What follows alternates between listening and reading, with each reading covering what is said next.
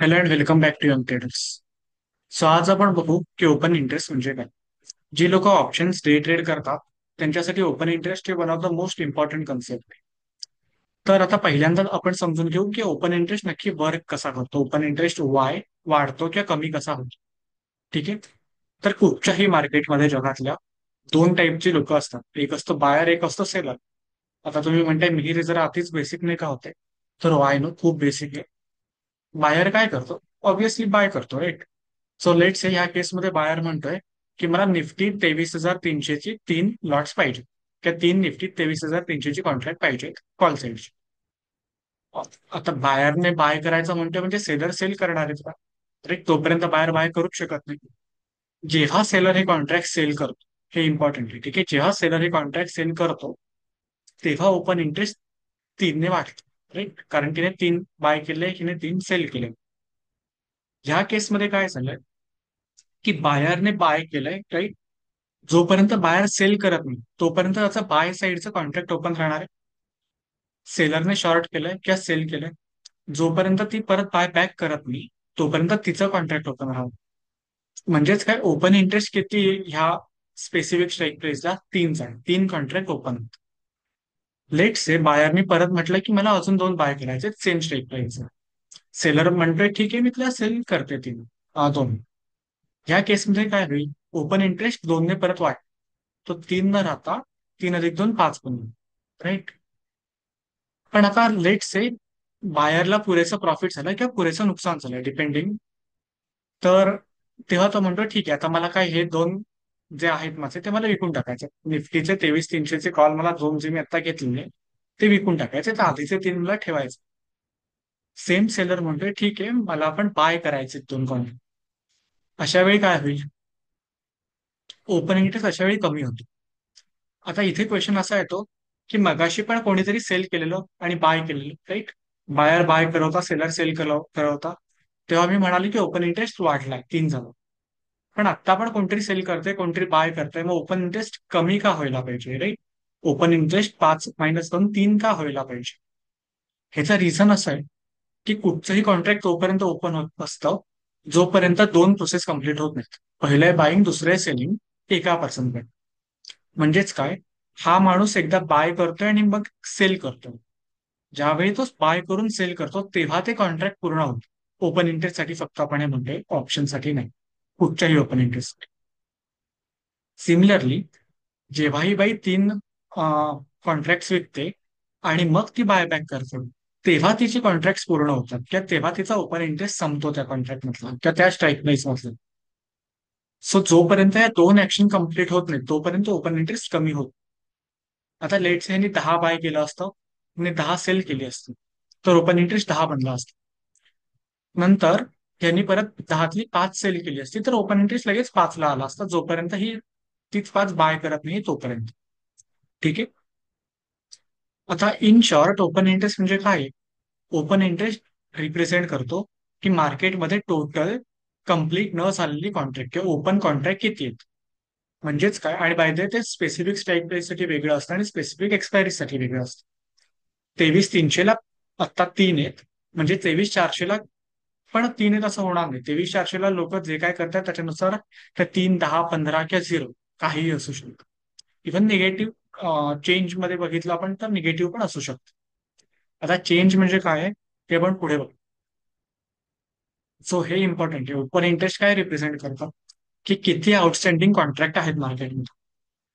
आपण विचार केला तर जो सेलर असतो, कॉन्ट्रॅक्टचा जो सेलर असतो त्याला जास्त वेळा प्रॉफिट होतं compared to buyer. Probability of profit सेलरच्या साईडने जास्त असते. सो आपण ओपन इंटरेस्ट बघताना अज्युम करतो की ही सगळी सेलिंग साईडची आहे, कारण ऑब्व्हियसली जेव्हा सेलिंग साईडची असते तेव्हा बाईंग साईडची पण असणार आहे. पण आपण अज्युम करून चालतो की ही सगळी कॉन्ट्रॅक्ट सेलिंग साईडची आहेत. म्हणजेच काय, 5 लोकांनी किंवा 3 लोकांनी 23,300चा कॉल शॉर्ट केला. आता हे मार्केटमध्ये आपण यूज कसं करणार? तर हा जो चार्ट आहे तो आजच्या ज्या दिवशी मी रेकॉर्ड करतोय तेव्हाच्या ओपन इंटरेस्टचा चार्ट, राईट. तेव्हा स्पॉट प्राइस म्हणजे निफ्टीची प्राइस 24,040ला होती.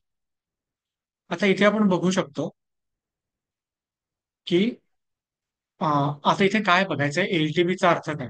एलटीपी म्हणजे लेटेस्ट ट्रेडिंग प्रीमियम किंवा लेटेस्ट ट्रेडिंग प्राइस. आत्ताच्या त्या ह्या पॉइंटला किती रुपयाला, म्हणजे थोडक्यात 23,850 तुम्हाला पुट बाय करायचा असेल तर 106 रुपये लागतील. नेक्स्ट गोष्ट, लेफ्ट साईडला कायम कॉल्स असतात. सी इथे हे कॉल्स असणार आहे. आणि राईट साईडला कायम पुट्स असतात. सो इथे हे पुट्स असणार आहे, राईट. आता आपण ओपन इंटरेस्ट बघू. इथे इम्पॉर्टंट असं आहे की जास्त ओपन इंटरेस्ट कुठे आहे ते बघणं. पहिल्यांदा आपण आपल्या स्पॉट पेक्षा सगळ्यात जवळचे ओपन इंटरेस्ट बघू. 24,000ला कॉल साईडला ओ आहे. ठीक आहे, आपण चेंज नाही बघतो, आपण आता ओ आय बघतोय. तर किती ओ आहे तिथे? 36 आहे. 36 लाख लोक तिथे काय करतायत? आता कॉल साईडला मी बघतोय म्हणजे 36 लाख लोक कॉल शॉर्ट करतायत. पण त्याच्या अगेन्स्ट मी पुट साईडला बघितलं तर ऑलमोस्ट 60 लाख लोक, 58 लाख लोक पुट शॉर्ट करतायत. आता कॉल शॉर्टचा प्रॉफिट कुठे होणार आहे? ज्यांना कॉलचा ग्राफ माहिती आहे, पेआउट ग्राफ माहिती आहे, त्यांना माहिती आहे की कॉल साईडला प्रॉफिट ना तेव्हाच होईल, कॉल शॉर्टर्स ना, जेव्हा प्राइस 24,000च्या खाली राहील, राईट. म्हणजेच काही 36 लाख लोकांना वाटतंय की मार्केट 24,000 किंवा त्याच्या खाली राहील. सी त्यांना वाटते मार्केट ह्या डायरेक्शनला असणार आहे. बाय द वे, इथे तुम्हाला उलट दिसतंय. खालच्या साईडला नंबर्स वाढतायत, वरच्या साईडला कमी होत आहेत. ठीक आहे. सो जेव्हा इथे वरती एरो येते त्या अर्थ येतं की मार्केट कमी होते, 24,000च्या खाली जाते. त्याच्याच अपोजिट पुट शॉर्टर 60 आहेत, राईट, ऑलमोस्ट दुप्पट आहेत. त्यांना काय वाटतंय, डबल लोकांना त्याच्या वाटतंय की मार्केट 24,000च्या वरती राहणार. आता अज्युम करा की एक टग ऑफ वॉर चाललंय 24,000ला कॉल्स आणि पुट्स मध्ये. जो ते जिंकेल त्या साईडला मार्केट मूव्ह होईल.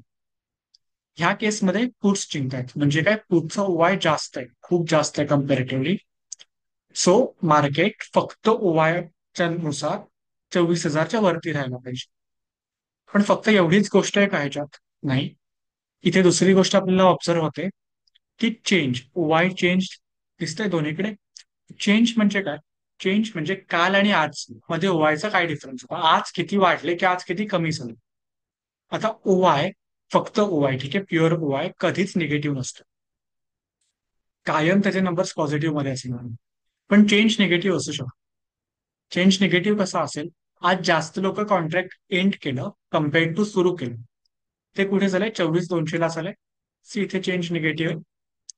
म्हणजे काय, आज 6 लाख लोक, बरोबर, हो, 6 लाख लोक 24,200 पुट साईडला सोडून गेलेत, कॉन्ट्रॅक्ट कॉन्ट्रॅक्ट त्यांनी एंड केलेत आपली. म्हणजेच काय, कालच्या दिवशी इथे 30 असणार आणि आज 24 झाले. सिमिलरली इथे 2 लाख लोक वाढलेत म्हणजे इथे काल 4 असणार. असा अवय वाचता येतो युझिंग चेंज. आता जिथे आपण म्हणत होतो की ओवाय 60चा आहे म्हणजे जास्त आहे, मार्केट वरती राहील, तिथेच आपण चेंज बघितला तर 15 लाख लोक ऍड झाले पुट साईडला, राईट. पुट साईडला 15 लाख लोक ऍड झाले. सिमिलरली कॉल साईडला 23 ऍड झाले. म्हणजे मी फक्त आजच्या दिवशीचं म्हटलं तर कॉल साईडला लोक जास्त ऍड झाले. आता कॉल साईडला ऍड झाल्याचा अर्थ काय होतोय? की कॉल शॉर्ट लोकांनी जास्त केले. ह्याचा अर्थ काय? की मार्केट खाली जाण्याचे चान्सेस जास्त होते आजच्या दिवशी 24,000ला, कारण आजच्या दिवशी लोक जास्त कॉल साईडला ट्रेड करत होते, कॉल शॉर्टिंग करत होते. तसंच आपण उलट पण बघू शकतो की जर वरती मार्केट्समध्ये 23,100ला 44 लाख लोक कॉल शॉर्ट करतात पण 30 लाख लोकच पुट शॉर्ट करतात. सो आता हे आपण मार्केटला यूज कसं करणार? युझिंग दोन्ही चेंज आणि ओआय हे दोन्ही एकत्र बघून, ज्यावेळी ओआय पण जास्त असेल पुढ साईडला आणि चेंज पण जास्त असेल, ते कुठे चालेल? लेटसे 23,900ला चालेल. सी ओआय 40 लाखाचा आहे, चेंज पण 21 लाखाचा आहे. हे दोन्हीही कम्पेअर टू कॉल्स जास्त आहेत, जे 12 आणि 10 आहेत. अशा पॉइंटला मी कन्सिडर करेन की 23,900 हा खूप चांगला सपोर्ट बनू शकतो. सपोर्ट का? कारण ते पुढ साईडला आहे म्हणून. मी ड्रॉइंग क्लिअर करतोय. सो इथे काय म्हणतोय मी, 24,900 इथे बिकॉज पुट जास्त आहेत, हा सपोर्ट, राईट. म्हणजे काय, मार्केट 24,900च्या खाली राहायला ट्राय करणार, किंवा सॉरी, मार्केट 23,900च्या वरती राहायला ट्राय करणार. इन धिस ग्राफ किती ते खालच्या बाजूला दिसेल, राईट, स्पॉट प्राइस मध्ये दिसणार. सिमिलरली 24,100ला 44,30 दिसतंय. आणि इव्हन चेंजमध्ये पण कॉलचे असते. सो मी म्हणते की 44-100ला खूप स्ट्रॉंग रेजिस्टन्स बनतात. सो मार्केट त्याच्या वरती राहायला ट्राय करणार. सो मार्केटची स्पॉट प्राइस इथे मध्ये कुठेतरी असणार. आता काय, आपण हे फ्लिप करू. ठीक आहे, ह्या साईडला आपण ते फ्लिप करू. इथे काय 23,900 वरती होतं आणि 24,100 खाली होतं. मार्केटमध्ये बघताना काय दिसणार आहे, 24,100 ते वरती दिसणार, राईट, आणि 23,900 खाली दिसणार ऑब्विसली, चार्ट वरती बघताना. करेक्ट. सो हे सपोर्ट आणि रेजिस्टन्स अशा लेवल बनतील आणि मार्केट साधारण असं वर्क करेल. राईट. हे खूप बेसिक मध्ये झालं. मार्केट तसं वर्क करेलचा अर्थ असा होत नाही अजिबात की मार्केट त्या लेवलच्या वरती जाणारच नाही. वाय फक्त एक पझलचा एक छोटा पार्ट. आपण प्राइस ऍक्शन बघून, व्हॉल्युम्स बघून, अजून काही गोष्टी बघून हे डिसाईड करायचं असतं की मार्केटमध्ये मी काय केलं पाहिजे, कॉल बाय केलं पाहिजे, कॉल शॉर्ट केलं पाहिजे, काय केलं पाहिजे. फक्त ओवाय वरती बाईंग किंवा सेलिंग कधीच करायचं नाही. 4-5 अजून गोष्टी बघायच्या असतात. ओवाय एक सपोर्टिव्ह मेजर म्हणून आहे. आपला जो डाऊट आहे, आपल्याला जे वाटतंय ते ओवाय फक्त कन्फर्म कर. ओवाय नुसार फक्त ओवाय आहे म्हणून ट्रेडिंग कधीच करायचं नसतं. नंतरची गोष्ट, ओवाय फक्त अशा स्टॉक्सना वापरायचा जिथे व्हॉल्यूम खूप जास्त आहे. ओवायचे पण आणि नॉर्मल व्हॉल्युम्स पण. म्हणजे काय, कुठच्या तरी ऑब्स्क्युअर स्टॉकला ज्याचं नावच कोणी ऐकलं नाही, अशा स्टॉकला ओवाय वापरायचा नसतं. इव्हन मी म्हणेन की निफ्टीच्या top 10 by market cap, top 10 जे स्टॉक्स आहेत त्यांच्यासाठी ओवाय खूप चांगला व्हॅलिड असतो. त्यांच्या बाहेर ओवाय इतका चांगला वर्क होत नाही. सिमिलरली निफ्टी आणि बँक निफ्टीला वीकली एक्सपायरीजना किंवा मंथली एक्सपायरीजना ओवाय खूप चांगला वर्क करतो. सेम मी मिड कॅप साठी किंवा स्मॉल कॅप साठी म्हणू शकत नाही. सो हे होतं की खूप बेसिक मध्ये ओवाय कसा वापरायचा. ठीक आहे, आज आपण इथेच थांबू. ज्यांना हे व्हिडिओ आवडतात त्यांनी प्लीज लाईक, शेअर आणि सबस्क्राईब नक्की करा. थँक्यू.